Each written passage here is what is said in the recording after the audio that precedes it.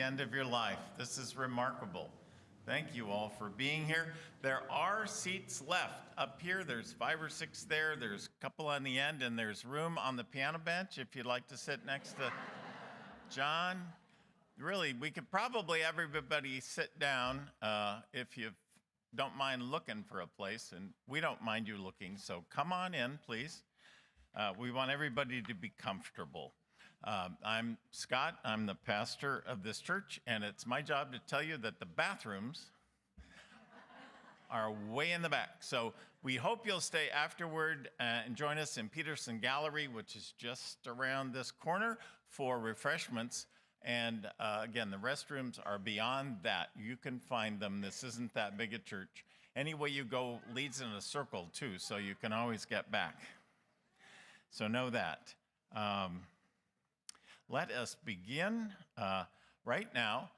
Let me invite Heidi to come forward and give us a start. Bob's daughter, Heidi.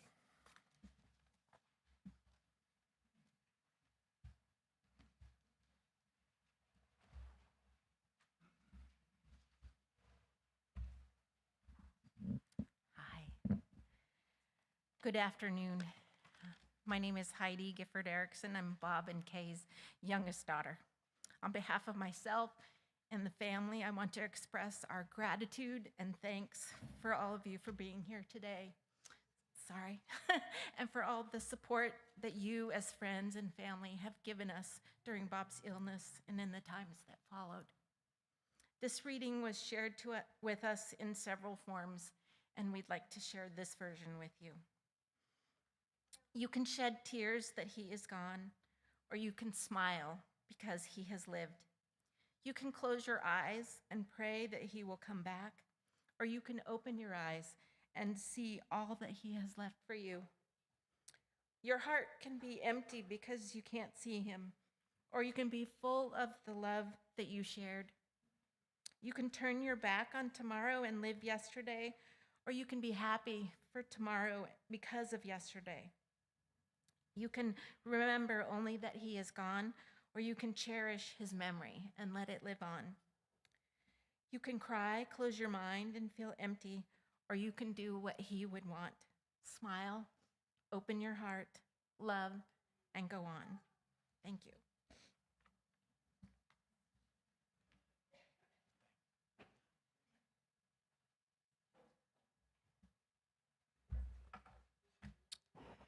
Hello.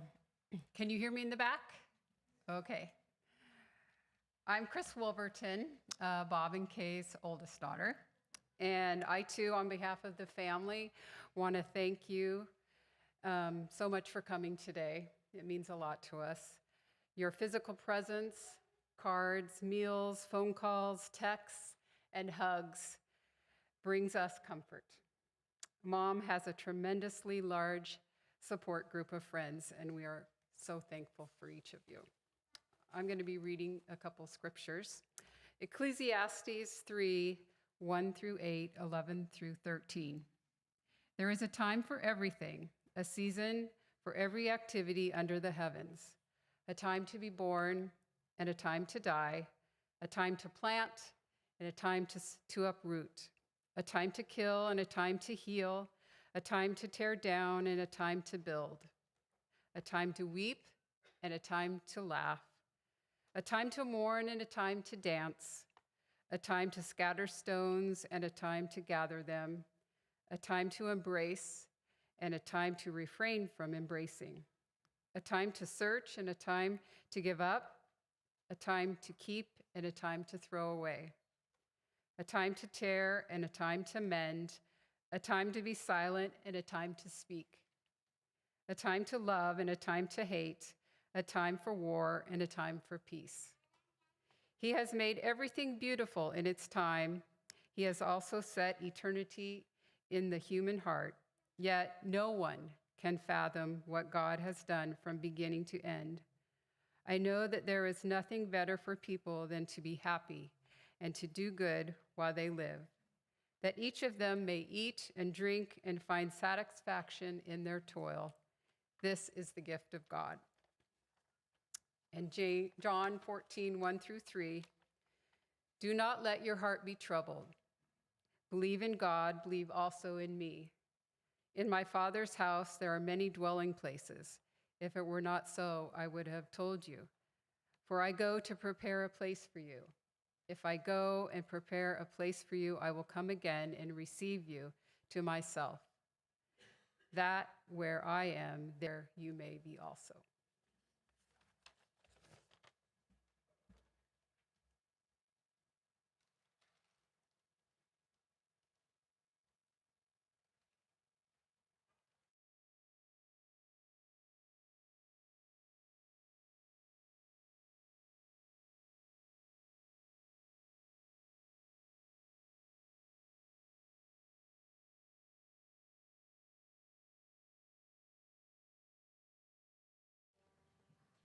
Hello.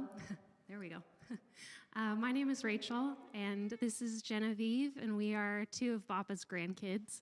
This is our friend Joe, and we're going to be playing a song by a folk duo that Grams and Papa love.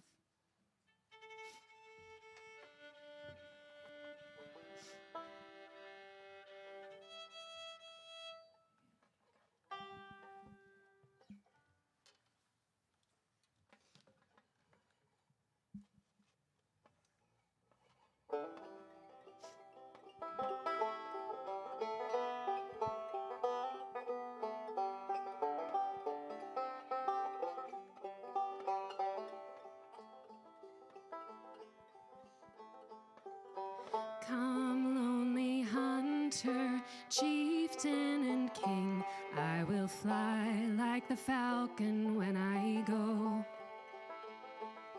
Bear me, my brother, under your wing, I will strike, fell like lightning when I go. I will bellow like the thunder, drum invoke the storm of war, a twisted pillar spun of dust and blood up from the prairie floor. I will sweep the foe before me like a gale out on the snow, and the wind will long recount the story, reverence and glory when I go.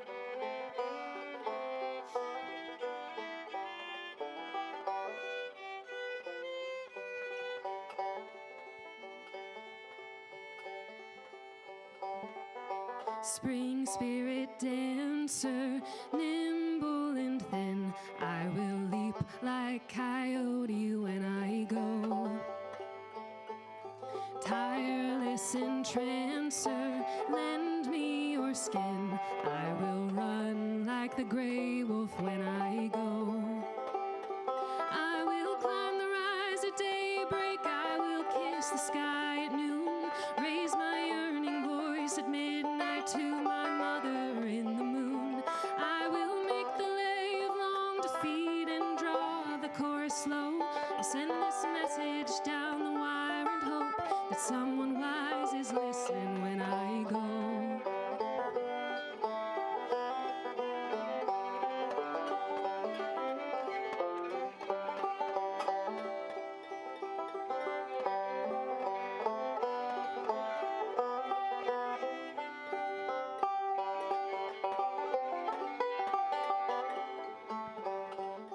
And when the sun comes trumpets from his red house in the east, he will find a standing stone where long I treasured my peace. He will send his morning messenger to strike the hammer blow, and I will crumble down uncountable in showers of crimson rubies when I go.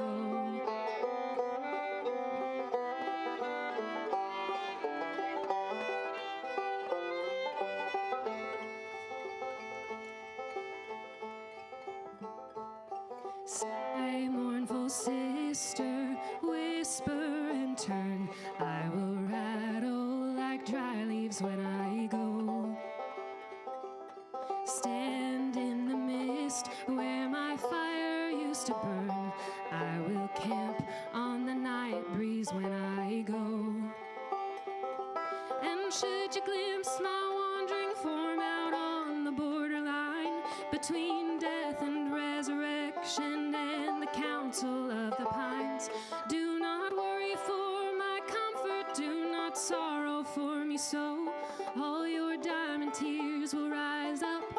snore in the sky beside me when I go.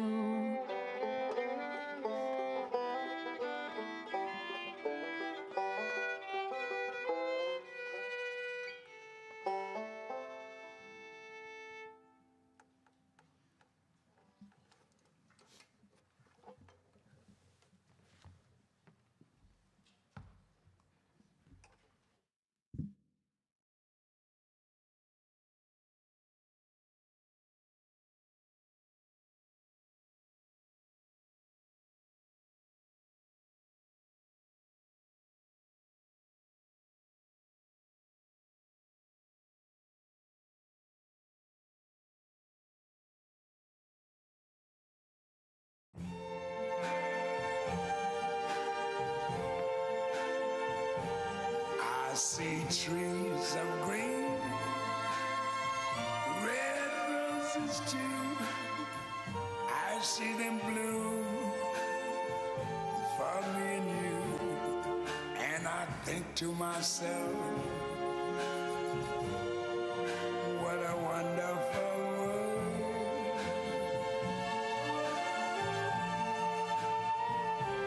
I see skies of blue and clouds of white, the bright blessed day, the dark sacred night. And I think to myself, what a wonderful world.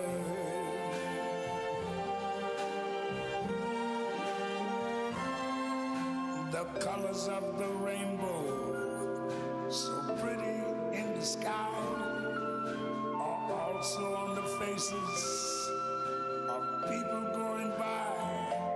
I see friends shaking hands, saying, how do you do?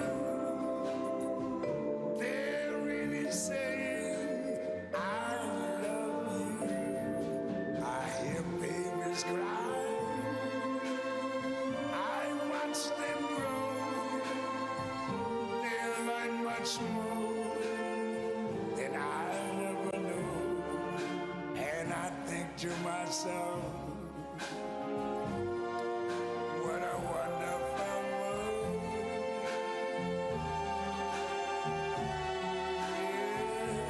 Yes, I think to myself,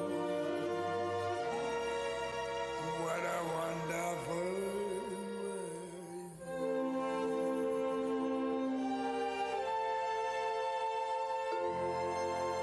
Ooh, yeah.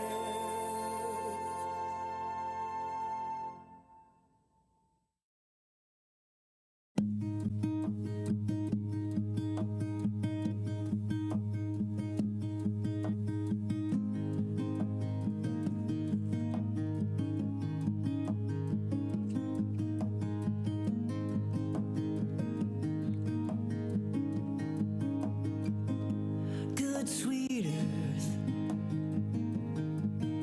sleeves rolled up and hands buried in the dirt. I can see you there in one of Dad's old shirts, showing me how life's supposed to work.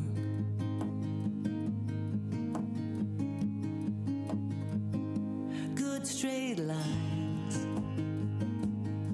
You need seed and sweat and soil and sweet sunshine. And once those roots take hold, you'll be just fine. It's a beautiful design. It just takes love and faith and grace, a little time. We're all sons and daughters, just ripples on the water, trying to make it matter until our time to leave. One day they'll carve your name in stone and send your soul on home. Till then it's praying for rain and pulling up the weeds, planting trees we'll never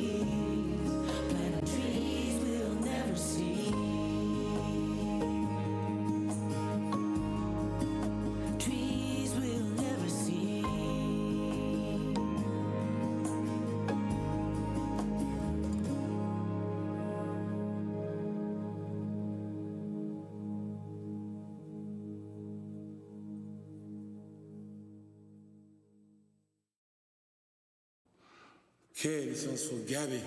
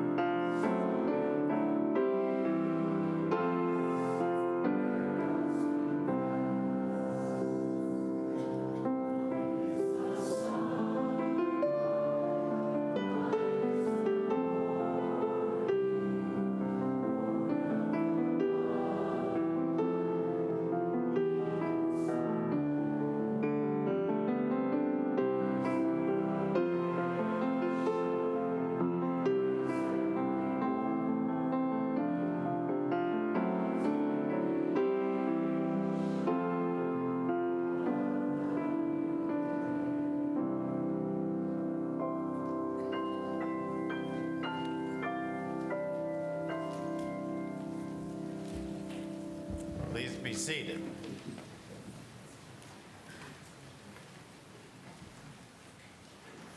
Born in Los Angeles in 1938, when there were still orange groves there, Bob was the youngest of three brothers. As you might imagine, wrestling matches among the boys happened often and spontaneously. He went to Westchester High and in those years taught swimming with his brother Don. He didn't go very far to college. UCLA was a good school, as good as you could find and not far away. And having had all that wrestling experience growing up, Bob played rugby for the Bruins. UCLA was lucky for Bob because that's where he met Kay. He made a little money as an extra in the movie Spartacus. Remember that? That would have been 1959. He was a soldier, as you might imagine. One of hundreds, so picking him out in the movie might be tricky. It called for standing out in the Southern California sun all day long. Bob's memory of it was that the assistant director had to yell at the legions of extras over and over, "Take off your watches." Bob's path to physical therapy is pretty interesting. In high school and college, he was drawn to the study of physiology, especially when it came to dissecting things. I don't know about you, but I got nauseous doing that in high school, but not Bob. And he really got interested when he was turned loose in PT school to dissect cadavers. Here's what he said about it. He said, "We were able to study in depth the vascular, nervous, and muscular system." And he added the following in that little memoir that he and Kay wrote together a few years ago. "I also enjoyed kinesiology and found the system of movement fascinating." There you go. He was born for this. His passion for sports medicine led him to found the Oregon Institute of Sports Medicine, quite a monument. That said, though, family was everything to Bob. His love of family was inexhaustible. One of the later in life joys that Bob and Kay's life together involved was taking their 8 grandchildren one at a time on special trips of their own choosing. That is so remarkable. Would it be that we could all live long enough and stay healthy enough to do that? For example, Bob took Andy to float the Colorado River through the Grand Canyon. Each grandchild has their own story of adventuring with Bob and Kay, or both of them. And in their memoir, they say, "We packed in as many adventures as we could, a whole lifetime full." The Giffords have enjoyed over 100 special family trips. One highlight reel trip was in 2-person rafts on the Rogue River with their kids, Heidi, Todd, and Chris, guided by Ken Warren's company. There were rapids to negotiate, lots of free floating and sleeping out under the stars in places where you could actually see them. And when Bob retired from TAI, there was a gift from the company of a sea kayaking trip in the Johnstone Straits north of Vancouver Island. There was even some night kayaking and paddling among the orcas. They've been to Hawaii, Africa, Europe, you name it. But I appreciate that they were more than willing to see things that many people would rather be shielded from and learn about things that were, let's say, complicated. They often went off-road literally, and they went off-road culturally as well when that was offered. Here's a taste of both of those in Bob and Kay's words from the memoir. "Our second safari was to Botswana, Namibia, Zimbabwe, and South Africa. We saw more variety of animal species this time, including wild dogs, rhino, leopards, and lots of elephants. Rather scary coming face to face with a mama elephant trumpeting at us and not allowing us to go by in our open vehicle. Culturally, we visited 2 townships, Soweto and Cape Town. The poverty there from racial disparity broke our hearts. The vast majority of the population still live in shanties, lacking access to basic services such as clean water and toilets. Illegal electrical connections are the ubiquitous sight, and poorly constructed shacks are jam-packed together. And yet in Cape Town, some of us had dinner with a family in their township. We also took a funicular. That's like a railroad car that goes straight up like a helicopter, right? a funicular to Table Mountain, and a ferry out to Robben Island, where Nelson Mandela spent 27 years in prison. Not exactly Disneyland, right? They went to Egypt during the time of the political unrest under Mubarak. And here's a little window on that one. Our guide, Mona, spoke very carefully whenever there was a driver or armed guard present. She promised to answer all our political or religious questions once we were on board the vessel that took us down the Nile. And when they visited New Zealand, they didn't miss the Fort Arthur prison either. And on that same trip, they went, of course, to Australia, where they remembered seeing a T-shirt that said, "If you're not living on the edge, you're taking up too much room." There you are. In Spain, they trekked part of the pilgrimage way of St. James and came home remembering not only that St. James was an early religious pilgrim, but that he was said to miraculously return 1,200 years later when he became known as the Slayer of the Moors. Ouch. Another glimpse of the Gifford's version of edgy travel was this little window. When we entered southern Portugal, we were ready to take a vacation from our vacation. We found a clothing-optional beach at Salima where the people watching was rich. But that's another story. Looking back at their early life, their memoir says, "We were raised in a city that required blacks to be gone by sundown and never questioned this or other signs of racism or sexism. We realize now that we had grown up under systematic racism with narrow sexual and gender understandings. We are behind efforts to change this now." Bob was definitely not an ideologue. Common sense was his style, but when it came to women's rights, he was totally on board. And he also had this to say in his memoir: "Immigrants are the backbone of our country's future." Bob's done enough in work and retirement to have lived several lives. We saw that in the pictures. Witness the fact that he owned and drove both a 1956 Chevy and a 1962 VW Bug. A hippie car and a muscle car, both.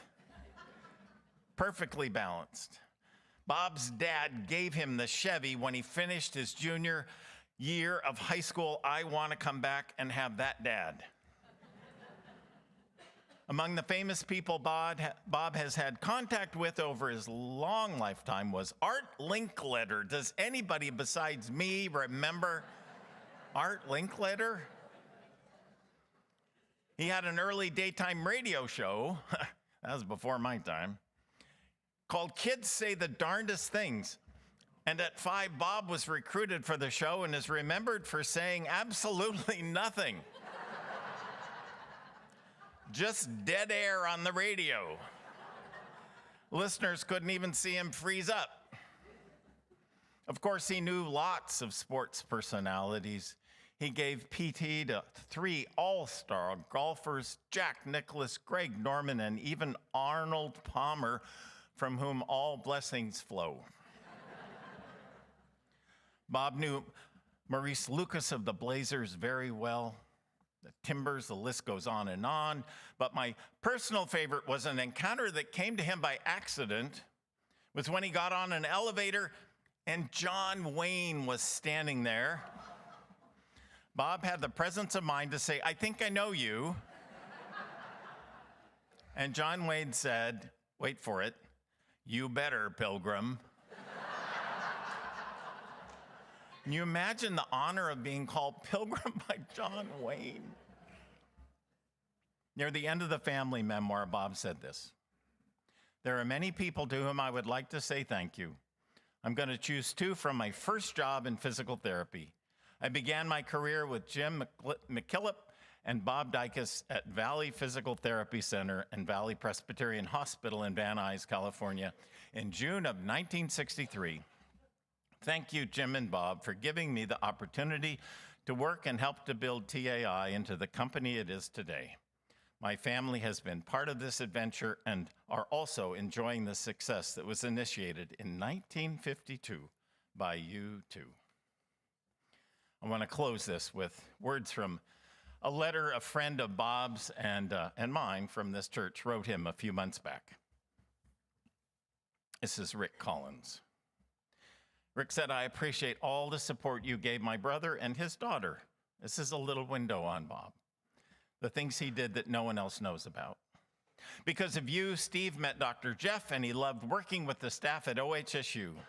It gave him a lot of hope and encouragement. And then you suggested that Chandler apply for Teach for America, which she did 2 years in Mississippi, an awesome experience. You also suggested she apply for the Gates Teacher Award, and she was awarded $10,000 for her school, all because of you. I pray that you'll be like Hezekiah, and God will grant you another lease on life. I mean, who else will be looking out for the Starbucks cocoa when it comes into season? Or serving as the main security guy at our art show, or painting the eaves on Rebuilding Together projects and supporting my singing at church. You're an amazing guy, and I love you. And that's all of us. We love you, Bob. Amen.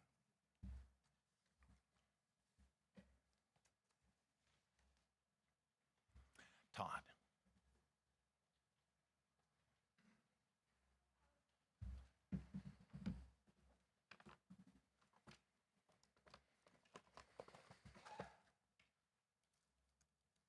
Good afternoon. I'm Todd Gifford. I'm Bob and Kay's favorite son. I also wanted just to thank you all for being here and to thank you all for the love and support you've shown my mom and our family in the past few months. We're so grateful for that. Yeah, I've been thinking the last couple of weeks of what I'm going to say and then also if I could get through saying it. And this morning I sent a text to our family. Many of you have probably seen this video of my granddaughter, Ella, and it's, I just sent a clip out that said, you're so strong, you can do hard things. And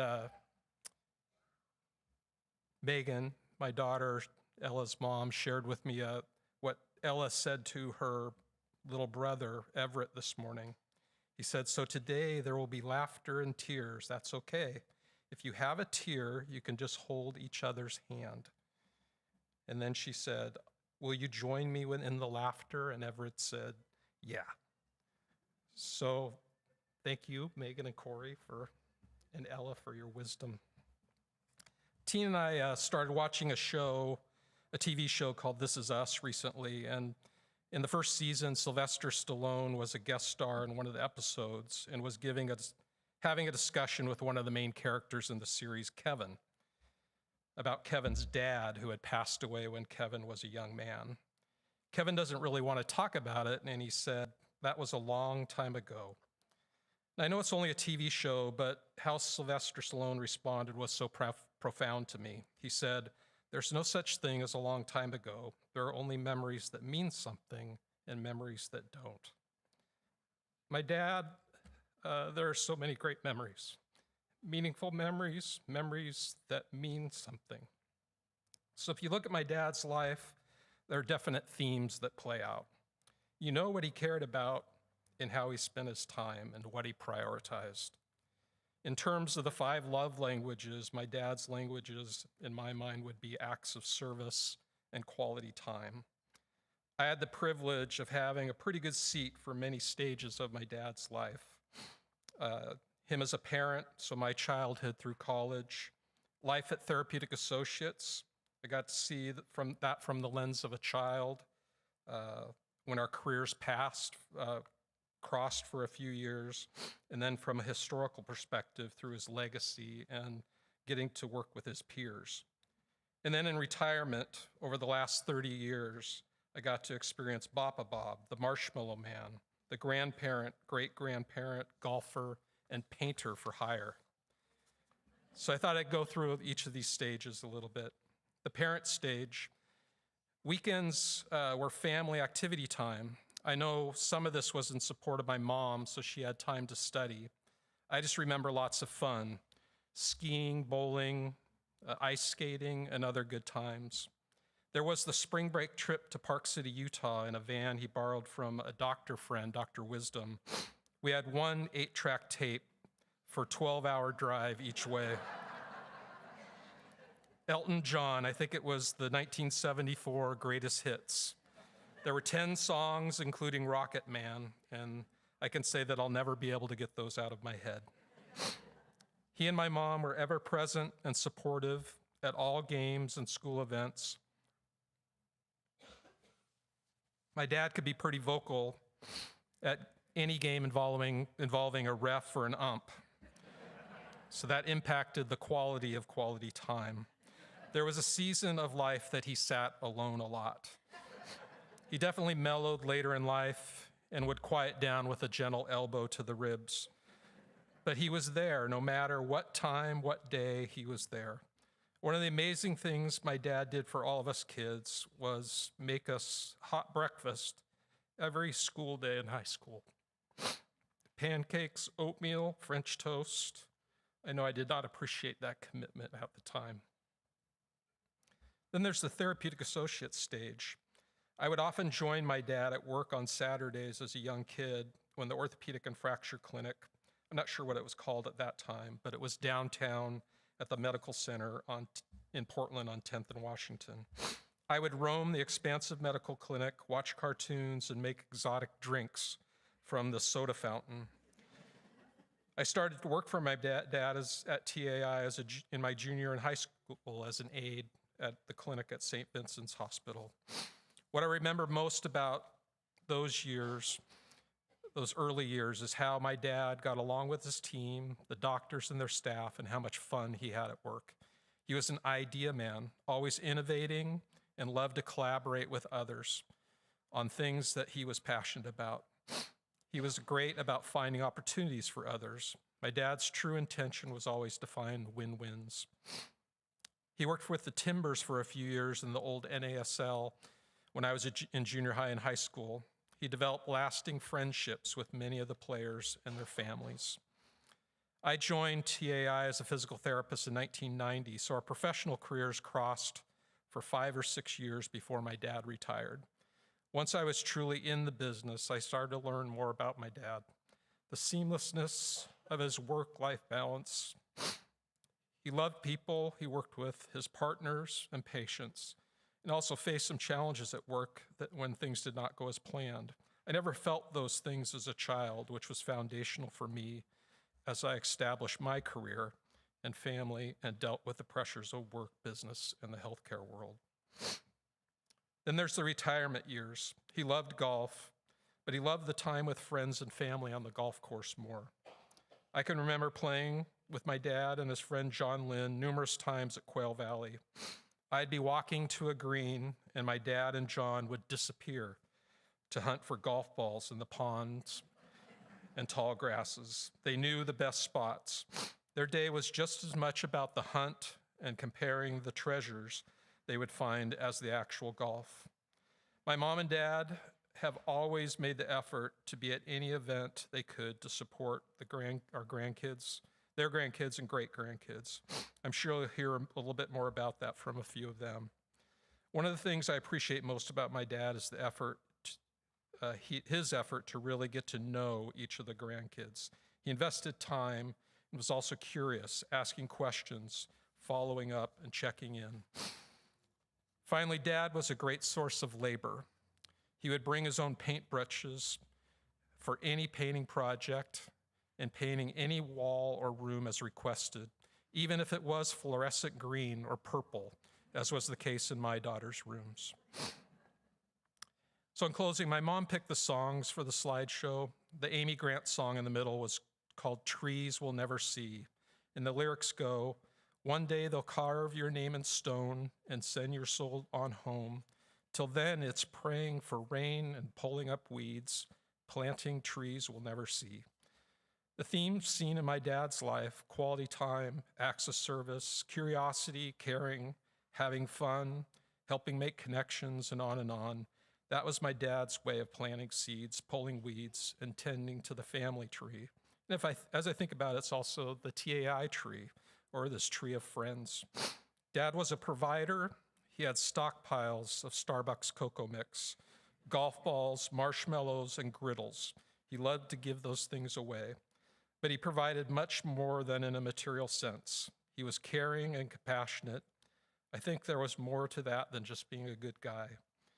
In the book of Psalm, it says, "As a father shows compassion for his children, so the Lord shows compassion for those who fear him." All of my dad's care and investment came full circle in his final weeks. In Proverbs, it says, "Grandchildren are the crown of the aged, and the glory of children is their fathers."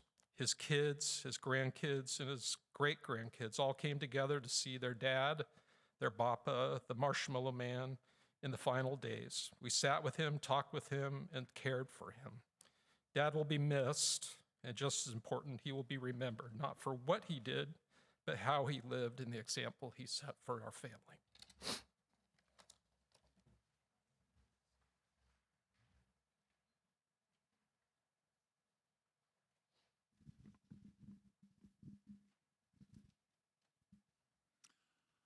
We have some time for sharing memories.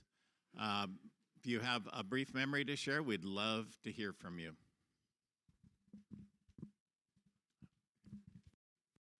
Thank Just use stand right there.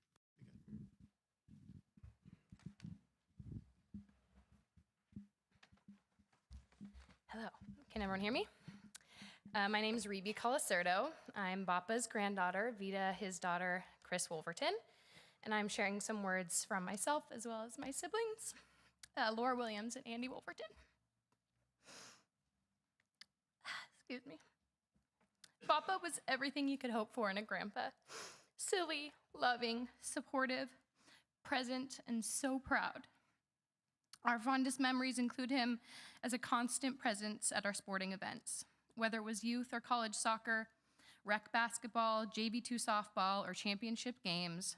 He was there, rain or shine, always cheering loudly, usually giving the ref or ump a hard time, and proudly offering a hug after wins or losses. This is from my sister, Laura, and she's the English major, so if there's a word in here I can't pronounce, you can blame her. If Grams is the dreamer, Papa was the executor.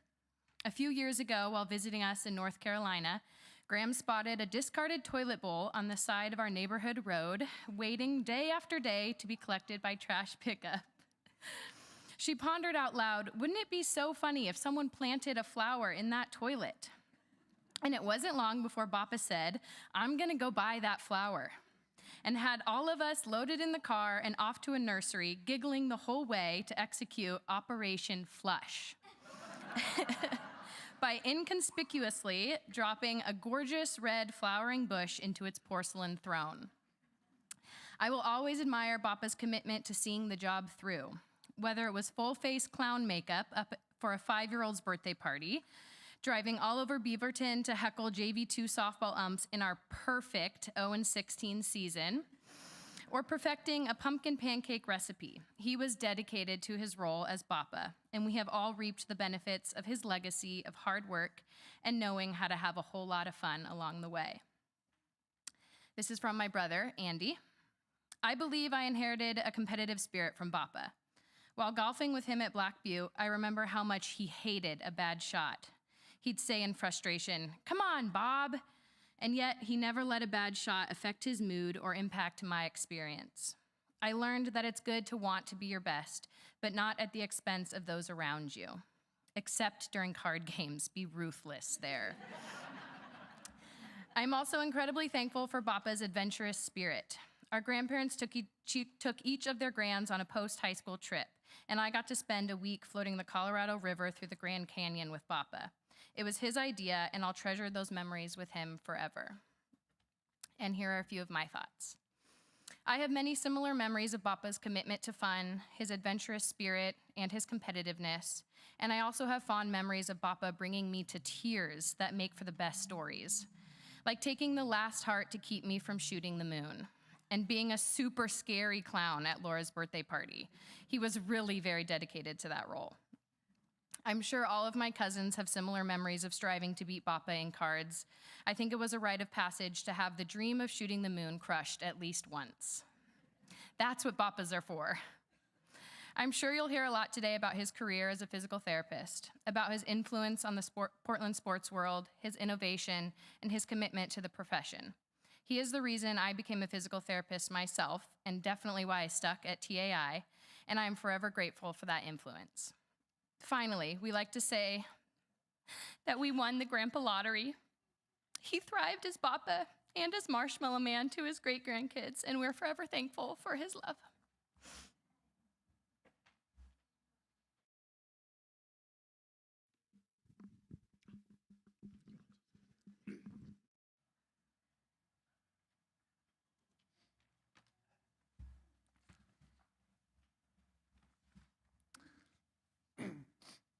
Good afternoon. For anyone I haven't met, I'm Jacob Gifford, one of Bob and Kay's grandkids and Todd and Tina's son. There's gonna be some, I didn't consult with my dad or Reby on any of these, but I think you'll notice some kind of through lines and themes that are very similar. It was a bit difficult to come up with what I wanted to share this morning, not for the lack of material, quite the opposite. Papa was such a presence in my life, as in the lives of my sisters and cousins, that it's tough to whittle down to just a few things to share. What I've landed on are a few short anecdotes that I think distill what I will cherish most about him, how much he cared for his family and the people around him.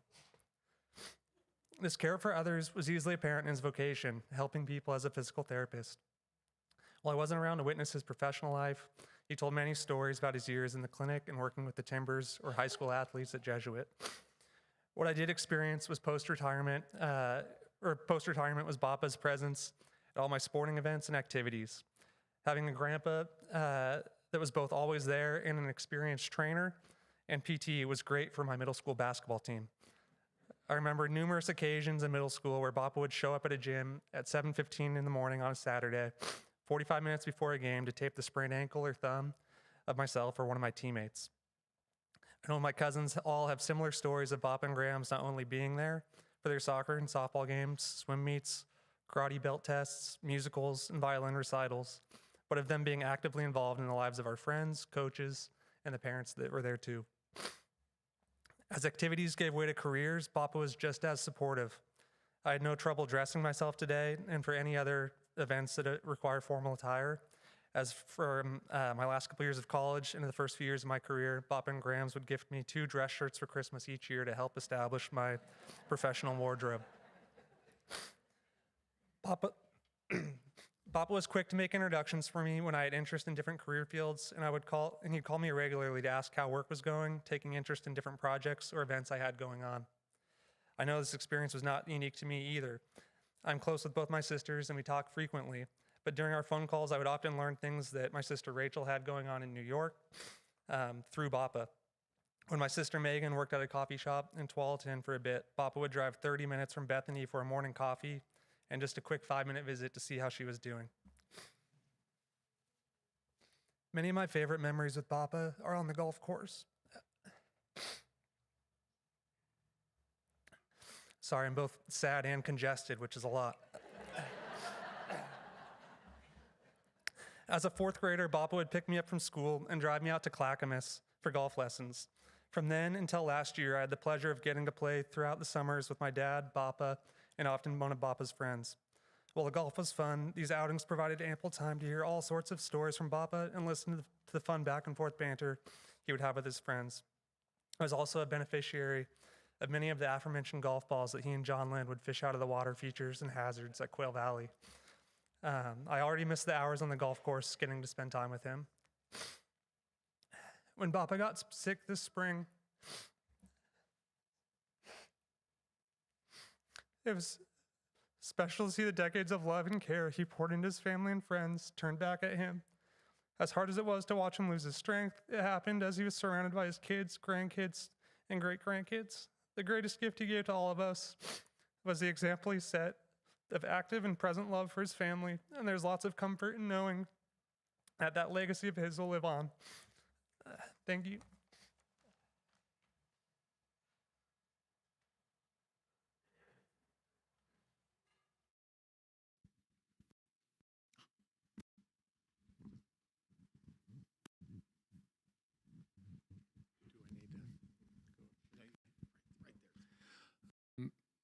My name is Evan Jones. I know a few people in the room, but certainly not all of you. I don't have any notes for this. I thought about if I got a chance to speak, I would. But I'm standing here because of Bob Gifford. Not that he saved my life, but in 1977, I was a new graduate from the University of Iowa, physical therapy, and I was kind of getting toward the end of June, and I'd sent out a bunch of resumes, and I believe my resume made it to Dan Jones, who was a partner of Bob's at the time, and I was up in Duluth, Minnesota, interviewing in a couple of hospitals, and I came home and I was just ready to pull the trigger and take a job at one of those hospitals. And my dad goes, you know, a guy called you from Portland, Oregon. And my intention was always to move west, but there just weren't any jobs appearing. And so I said, well, I'm going to take a job in Duluth. And Dad said, well, you at least have to call him back. So I called him back. Here I am, 48 years later. So I, too, worked for TAI my entire career, worked for Bob for 6 years at the Orthopedic and Fracture Clinic, came down to Salem, where we live now, and opened up an office for TAI. I have a lot of memories from those years, and I won't labor everybody with them, but the thing that Bob gave me, and I guess that's one of the reasons why I'm standing up here, is that I came out to Oregon, you know, a kid from a small Midwestern town. I really didn't have any confidence in the fact that I got into PT school. But working for Bob made me do things that I never would have done. You know, we gave seminars in the Oregon Institute of Sports Medicine. He said, by the way, you're going to give this lecture and you're going to give that one. And I kind of went, I am? But I did. And so he gave me the confidence to succeed. And, you know, when I think about forks in the road that we all have in our life, that was literally the biggest fork that I could have taken. Came to work in Oregon for Bob, knew him for all these years, and got to know his family.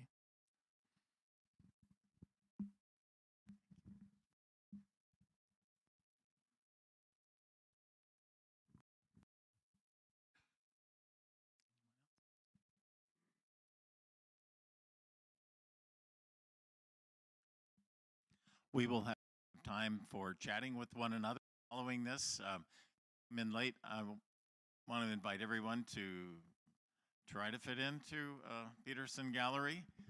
Next to us, there's plenty to eat and drink there, and we'll be adjourning to that area in just a moment.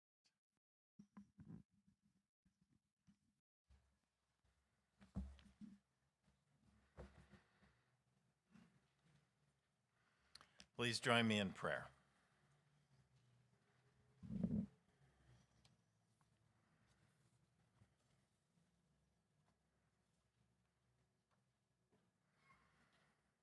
Now, God, we thank you for this life lived to the full. May we take with us not just warm memories, but maybe the inspiration that we might need to fill our days with meaningful things, to love our families even more, and to care for this earth as Bob did. Thank you for his legacy. Help us see it where we go and in everything we do. We ask that you would bless those who loved him, his family, the most, right now and every day. And now, in the hope of the resurrection, we commend to you, Almighty God, our brother Bob. Earth to earth, ashes to ashes, dust to dust, the scripture says. Blessed are those who die in the Lord. They rest from their labors, and their works follow them. Now support us all the day long, until the shadows lengthen and the evening comes, and this busy world is hushed, and the fever of life is over, and our work is done. And then, in your mercy, grant us all a safe lodging and a holy rest, and peace at the last as well. Through Jesus Christ our Lord. Amen. We will adjourn in just a moment, but let me invite you to linger for our postlude.